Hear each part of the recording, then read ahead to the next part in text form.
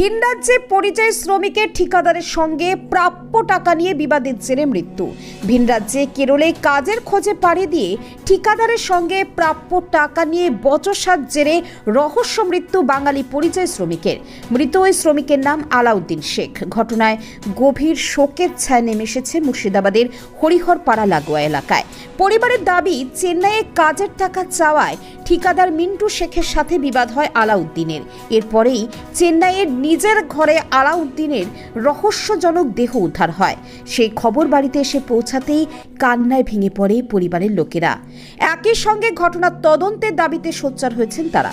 পরিবারের অভিযোগ, আলাউদ্দিনকে পরিকল্পিতভাবে খুন করা হয়েছে। বলে আর আমার সাথে কথা হয়নি। আমি ফোন লাগিয়ে একজনকে বললু তো বললো কি ঘুমিয়ে আছে, ঘুমের ওষুধকে খাইয়ে দিয়েছে, তাই বুঝছে ঘুমের ওষুধ খাওয়ায়নি, গলায় ফাঁস দিয়ে মেরে ফেলেছে নামু পাড়ার ওই মুন্টে।